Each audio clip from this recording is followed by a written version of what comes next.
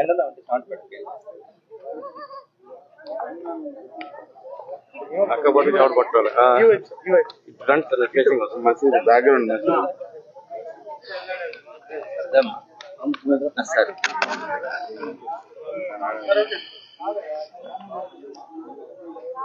ఈరోజు నెల్లూరు నగరంలో 52వ డివిజన్ బర్మాషాద్ గుంట దగ్గర మనం ఇక్కడ పరిస్థితిని గమనిస్తా ఉన్నాం. సుమారుగా ఇక్కడ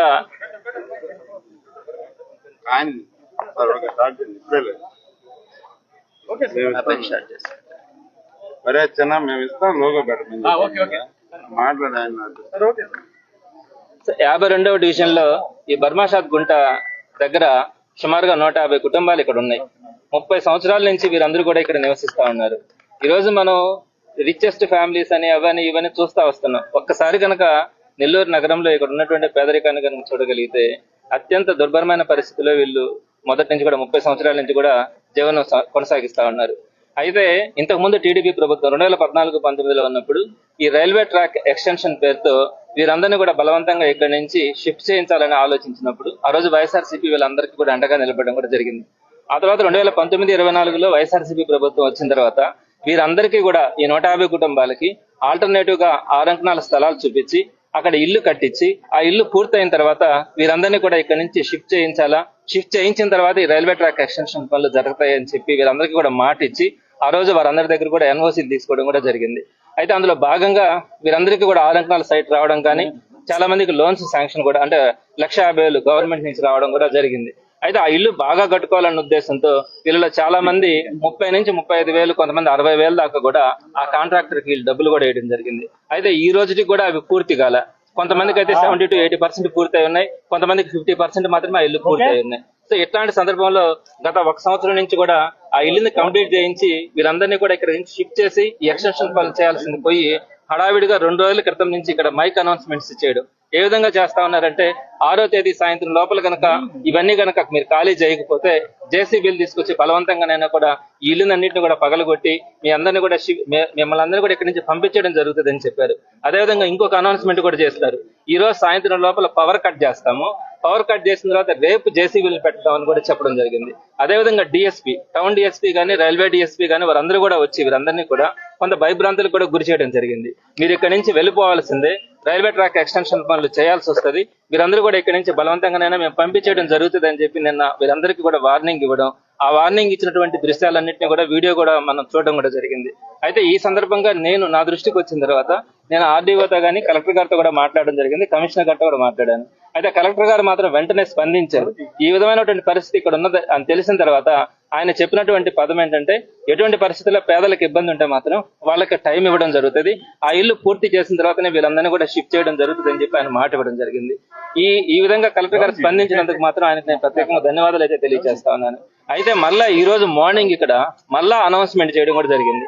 ఈ రోజు సాయంత్రం కరెంట్ కట్ చేస్తా ఉన్నాం, రేపు సాయంత్రం లోపల కనుక మీరు ఖాళీ చేయకపోతే జేసీబీ పెట్టి ఇవన్నింటినీ కూడా రిమూవ్ చేస్తామని చెప్పి మళ్ళీ ఈ రోజు మార్నింగ్ కూడా వీళ్ళందరికీ కూడా ఇక్కడ అనౌన్స్మెంట్ చేసిన తర్వాత మేము ఇక్కడ రావడం కూడా జరిగింది. మేము ఈ పరంగా కూడా గవర్నమెంట్ కి ఒకటే అపీల్ చేస్తా ఉన్నాం, మేము డెవలప్మెంట్ యాక్టివిటీస్ కానీ దేనికి కూడా ప్రభుత్వానికి సహకరిస్తాం, కానీ అందులో భాగంగా పేదవాళ్ళు నలిగిపోకూడదు అన్నదే వైఎస్ఆర్సీపీ ఆలోచన.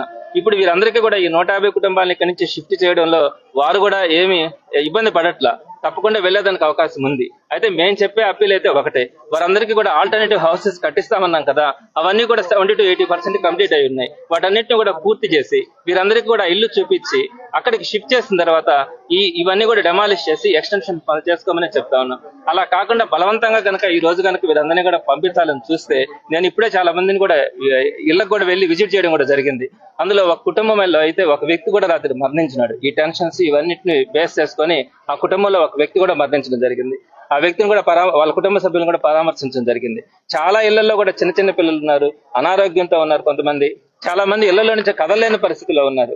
మరి ఈ రోజు ఈ జేసీబీలు పెట్టి ఇళ్ళన్నింటినీ కన్నా పగలగొడితే వీరందరూ కూడా కనీసం చెట్ల కింద పడుకునే దానికి కూడా ఈ రోజు అవకాశం లేని పరిస్థితి వీరందరూ కూడా గమనిస్తా ఉన్నాం. ఇట్లాంటి దుర్భరమైనటువంటి పరిస్థితిని క్రియేట్ చేయొద్దని చెప్పి నేను ప్రభుత్వాన్ని కూడా విన్నవిస్తా ఉన్నాను.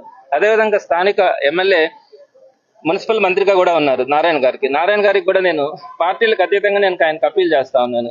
ఈ విధమైనటువంటి పేదవాళ్ళని అర్ధాంతరంగా నైట్ కనుక వీరందరినీ కనుక జేసీబీ పెట్టి కనుక తొలగిస్తే చాలా ఇబ్బందికరమైనటువంటి పరిస్థితులు మనం ఇక్కడ చూసే పరిస్థితి ఉంటుంది. పార్టీలకు అతీతంగా వారికి నెల్లూరు నగరంలో ఉన్నటువంటి ప్రతి ఒక్కరు కూడా అండగా నిలబడాల్సిన పరిస్థితి కూడా ఈ రోజు వస్తుంది. కాబట్టి వారందరికీ కూడా నేను ఈ 6 అంకణంస్ లో ఏదైతే హౌసెస్ కట్టడం 70 to 80% కంప్లీట్ అయిందో అవి కంప్లీట్ చేసి ఇచ్చినా పర్లా, లేదనుకుంటే టిట్కో హౌసెస్ 300 SFTవి ఆల్మోస్ట్ ₹1 వాటన్నిటిని కూడా రిజిస్ట్రేషన్ చేసి ఇస్తా ఉంది గవర్నమెంట్.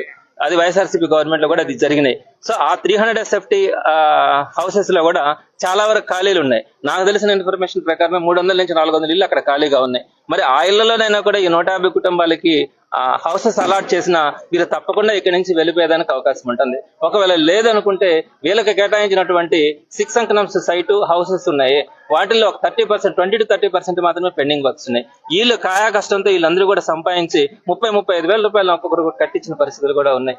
మరి అన్నిటిని దృష్టిలో పెట్టుకొని ఆ హౌసెస్ ని ఒక 1 month లోపల కంప్లీట్ చేసేసి ఆ హౌసెస్ లోకి వీరందరినీ కూడా షిఫ్ట్ చేసి ఆ తర్వాత వీరందరినీ కూడా ఇక్కడ ఖాళీ చేయించేసి ఆ ఎక్స్టెన్షన్ పనులు చేసుకుంటే ఎవరికి అభ్యంతరం లే. అలా కాదు, ఇమీడియట్ గా చేయాలనుకుంటే టిట్కో హౌసెస్ అయినా శాంక్షన్ చేయండి. అది కాదు ఇది కాదు మాకు సంబంధం లేదు, ఈ 150 పేద కుటుంబాలు ఎట్టైనా పోయినా పర్వాలేదని చెప్పి జేసీబీలు తీసుకొచ్చి వారందరినీ కానీ తొలగించాలని చూస్తే మాత్రం వైఎస్ఆర్సీపీ ఒకటే కాదు నెల్లూరు నగరంలో ఉన్నటువంటి ప్రతి ఒక్కరు కూడా వారికి అండగా నిలబడుకోవడం జరుగుతుంది. ఆ విధంగా రోడ్డు మీద పేదలను పడేసే పరిస్థితి వస్తే ఎవరు కూడా చూసే పరిస్థితి కూడా ఉండదు. కాబట్టి ప్రభుత్వానికి మరొకసారి నేను అప్పీల్ చేస్తా ఉన్నాను, వారికి అండగా నిలబడాల్సిన అవసరం ఉంది. తప్పకుండా వారికి ఆల్టర్నేటివ్ చూపించి వీరందరినీ కూడా ఇక్కడి నుంచి ఖాళీ చేయించి మీరు ఎక్స్టెన్షన్ పనులు తప్పకుండా చేసుకోవాల్సిందిగా దానికి సహకరిస్తామని కూడా తెలియజేయడం జరుగుతుంది.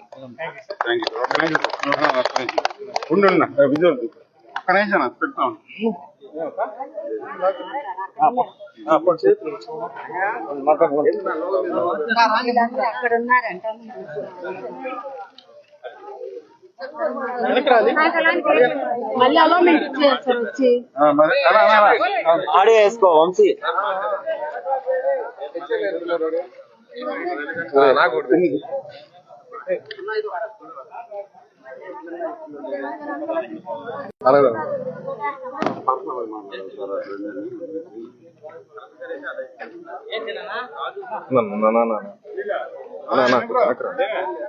అదే మాట్లాడదాం.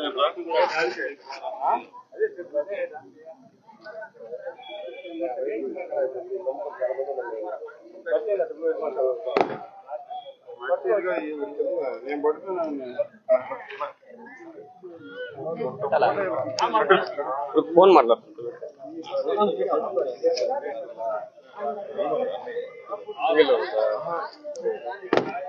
ఏం కావాలి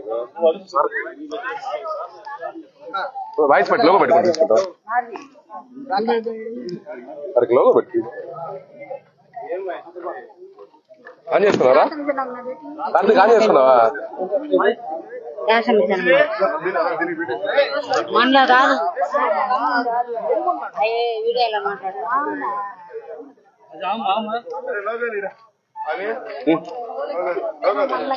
మాట్లాడాలంటే నమస్తే సార్, మేము పరమేశ్వరగుంట నుంచి సార్. మేము పడిపోయిన ఇల్లుల్లో కానీ నుంచి 30 సంవత్సరాల నుంచి మేము ఇక్కడ ఉన్నాము సార్. మేము మనకి ఇక్కడ అడిగే వాళ్ళు లేరు, పెట్టేవాళ్ళు లేరు. ఈసారి కాడి నుంచి పోయి మేము ఏదైనా చేసుకుంటున్నాం సార్. ఇక్కడ మాకు ఏ సమస్య ఏం లేదు, మనకి నీళ్లు కానీ మంచి కానీ అంతా మాకు సౌకర్యం బాగుంది. ఇక్కడ నుంచి 3 రోజుల నుంచి వచ్చి ఇల్లు లేపేయండి అని చెప్పి మాకు చెప్తున్నారు సార్.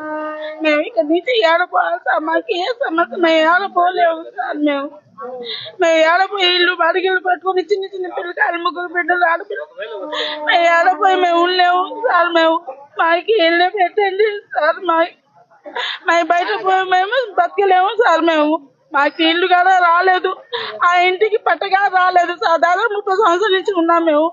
మాకేంటి లేదు సార్ ఇక్కడ. అది మా సమస్య అది సార్, ఇంకేం లేదు. అసలు కొంతమందికి 4 కానీ 5 మంది 10 మందికి గాడి కూడా ఇల్లు లేవు అసలు సార్. అక్కడ పట్టకాయతం ఇచ్చారా ఇలే దాన్ని కూడా ఇప్పుడు పోయి ఏడుండాలి, మేము చెట్ల కింద ఉండాలా, ఏడుండాలి, పిల్లకాయలు తీసుకొని పోయి ఏడుండమంటారు. ఏంది ఇప్పుడు అంటే సందేశం వచ్చి ఇప్పుడు ఎత్తేస్తామని చెప్పి ఇప్పుడు వచ్చి కుక్కలను తీసుకుని వచ్చి ఎత్తేస్తామని చెప్తున్నారు. ఏం చేయమంటారు సార్? మీరే బాధ్యత, మీరే ఏం చేయాలి? మాకు ఏడుండాలి, ఏడు చేయాలా మేము చెప్పండి. మీకే న్యాయం ఉందని చెప్పండి సార్. చిన్న చిన్న పిల్లకాయలు సార్, మాకు చెట్టులు ఉండేదానికి యాడికి పోయి ఉండాలా, యాడికి పోయి చెయ్యాలా చెప్పండి. మేము అసలు మాకైతే ఇల్లే లేదు సార్. అసలు నిజంగా చెప్పేదానికి యాడుంటారు మేము చెప్పండి. యాడేదాన్ని కూడా ఉండలేదు సార్. ఈ రోజు మధ్యాహ్నానికి తీసేయమన్నారు సార్.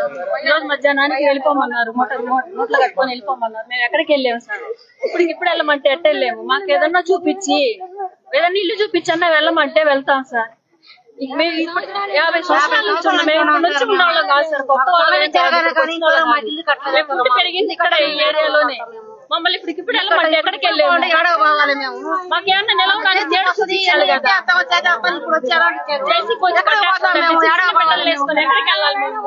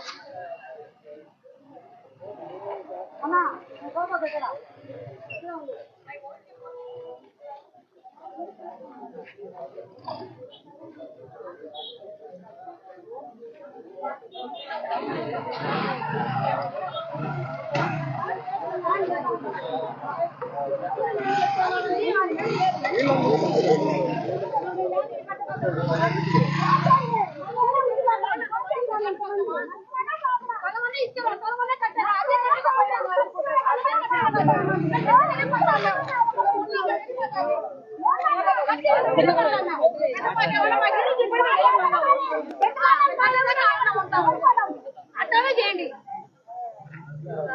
అది కూడా చేయకపోతే ఏది న్యాయం చేయకపోతే మాకు ఎవరు మాకు న్యాయం చేస్తారు? ఆ గుంటకి ఎవరు ఏం చేయకపోతున్నా మాకు అదనా న్యాయం చేయండి సార్. మాకు